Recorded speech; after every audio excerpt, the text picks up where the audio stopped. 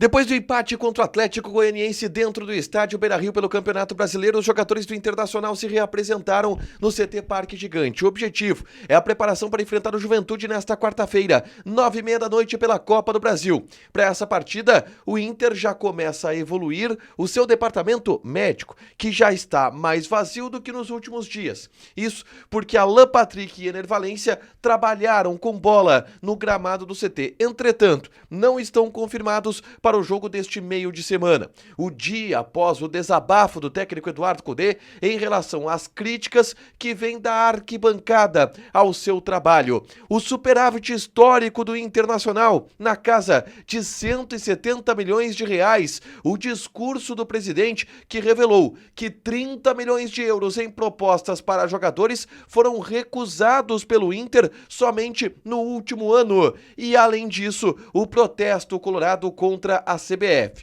em função dos áudios do VAR que não foram divulgados em relação ao último confronto. Esse é o Diário do Inter KTO desta segunda-feira, 29 de abril de 2024.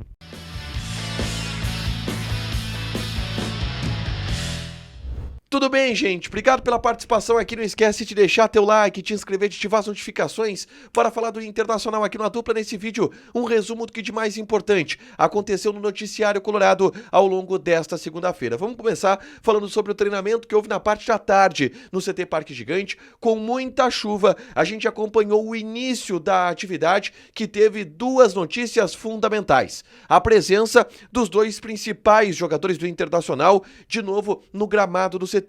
Alan Patrick e Ener Valencia, que estavam no departamento médico, já iniciaram o processo de transição com o grupo de jogadores e trabalharam com bola no gramado do CT Parque Gigante. O Ener Valencia, que teve um problema no peito do pé direito, o Alan Patrick, que teve uma lesão muscular. Eles já estão trabalhando com bola e evoluindo para voltarem ao time do Internacional. Não é confirmado se eles estarão à disposição na quarta-feira contra o Juventude, mas também não é confirmado que eles não estarão, que eles estão fora dessa partida. O Inter ainda mantém uma dúvida porque está analisando Alan Patrick e Ener Valencia, está analisando porque existe a chance deles estarem à disposição em um banco de reservas, quem sabe, mas o Inter está evoluindo para ter esses que são os principais dois jogadores do Internacional de volta ao time titular. Bom, além de Alan Patrick e Ener Valencia, o dia hoje foi de repercussões em relação ao empate contra o Atlético Goianiense e também a entrevista do Eduardo Cudê, que foi muito forte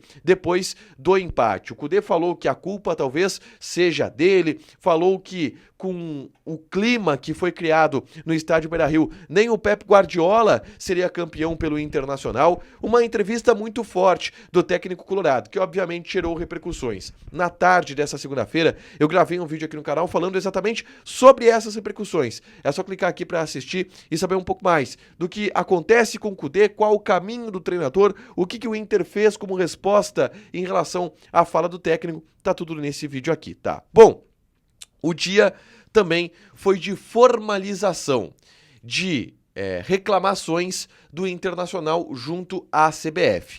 Isto porque a CBF divulgou os áudios do árbitro de vídeo na partida entre Inter e Atlético Goianiense, mas não divulgou o lance reclamado pelo Internacional. O Inter reclama de um pênalti que não foi marcado em cima de Gabriel Mercado e a CBF não divulgou a conversa entre arbitragem e árbitra de vídeo, era a árbitra Edna com a árbitra de vídeo, a Daiane Caroline Muniz, no momento do lance. A CBF divulgou apenas o diálogo da arbitragem no gol do Atlético Goianiense. E o Inter encaminhou uma nota oficial afirmando que pediu por ofício à CBF que sejam mostradas as imagens e os áudios das conversas entre a árbitra de vídeo e o árbitro e a árbitra principal da partida. Por quê? Porque caso a árbitra de vídeo sequer tenha checado o lance, a reclamação do Inter vai ser ainda maior do que a reclamação que já existe pelo que se imagina que aconteceu, que é o lance foi analisado pela árbitra de vídeo e ela não quis chamar a Edna. E isto já gera reclamação do Internacional. Se de fato o áudio mostrar que sequer checado o lance foi pela árbitra de vídeo, a reclamação do Inter vai ser muito maior e o Inter quer ir até o Rio de Janeiro para ouvir esses áudios junto à CBF, tá? Avançando na pauta, à noite de segunda-feira no estádio Beira-Rio, ela foi de uma reunião importante no Conselho Deliberativo do clube, porque foi aprovado o balanço financeiro da gestão de 2022.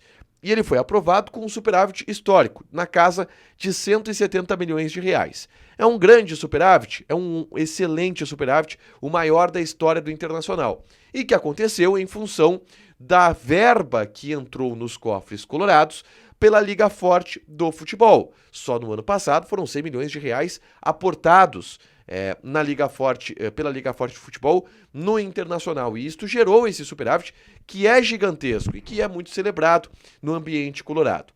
A reunião do Conselho Deliberativo, ela obviamente teve questionamentos por parte de conselheiros à gestão, ao presidente Alessandro Barcelos, e o que mais se gerou discussão são os números que são colocados nos balanços financeiros sobre vendas de jogadores. Por exemplo, no ano passado, o Inter projetou vender 120 milhões de reais em jogadores. Não vendeu isso. Não chegou perto de vender isso. É verdade que conseguiu cobrir com outras receitas, como a Liga Forte de Futebol. Mas nesse ano, a previsão de receita ela também é nessa casa, de 100 milhões de reais. E aí foi questionado, o Inter vai conseguir vender esse valor? E aí o presidente fez uma revelação importante. Ele afirmou que o Inter tem na mesa 30 milhões de euros em propostas para jogadores do elenco atual. E que o Inter optou por não aceitar essas propostas, pelo momento esportivo do time e pela ideia de que se pode conseguir um valor maior no mercado. Vamos lá. Uma das propostas a gente sabe que é pelo Maurício, 15 milhões de euros, que veio do Botafogo recentemente. Palmeiras apresentou números parecidos também. 15 milhões de euros com o Maurício. Os outros 15 são fatiados em outras propostas menores de jogadores do elenco principal que não foram revelados ainda. Mas 30 milhões de euros em propostas na mão do Internacional é uma informação interessante trazida pelo presidente Alessandro Barcelos, que aprovou, repito, nesta segunda-feira, as contas de 2022, um superávit de 170 milhões de reais, graças à verba vinda da Liga Forte do Futebol. Para fechar, gente, vamos falar aqui de KTO. Vou passar odds da Copa do Brasil, Operário e Grêmio. Odd do Operário 3,75. Empate, tá pagando 3,1. Odd do Grêmio tá pagando 2. Joga lá na KTO, te registra. Coloca o cupom ADUPLA que tu ganha 20% de bônus em cima do teu primeiro depósito. Fechado? Deixa teu like, te inscreve, ativa as notificações que vai ter mais conteúdo aqui no canal. Beijo!